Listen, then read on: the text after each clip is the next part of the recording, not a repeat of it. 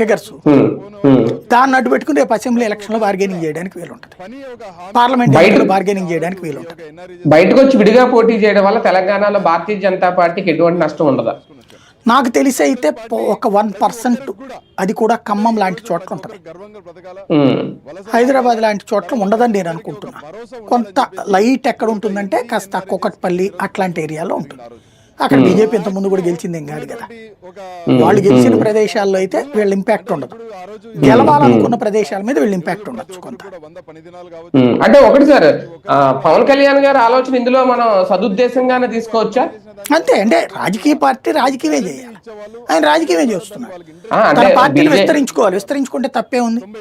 BJP అంటే ఎనలేని ప్రేమ ఉంది ఆయనకి, మోడీ అంటే ఎనలేని ప్రేమ ఉంది, పొత్తు దేశంలో చాలా చోట్ల జరిగింది. ఇప్పుడు జేడీయూ బీహార్ లో వాళ్ళిద్దరు పొత్తు, జార్ఖండ్ లో విడివిడిగా పోటీ చేశారు, అట్లాగే కొన్ని అస్సాం అట్లాంటి చోట్ల విడిగా పోటీ చేశారు, అట్లాగే వీళ్ళతో దాని పేరేంటది ఇంకా చాలా చోట్ల మిత్రపక్షాలుగా ఉన్నటువంటి వాళ్ళతో పక్క రాష్ట్రాల్లో తేడా విడివిడిగా పోటీ చేసిన సందర్భాలు.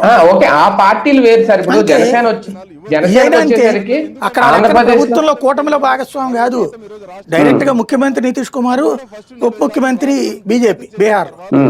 మరి అట్లాంటి చోట్ల ఉన్నప్పుడు ఇదే ఉంది. ఆఫ్టర్ ఆల్ ఈ చంద్రబాబు వీళ్ళిద్దరు పార్టీ అంతే.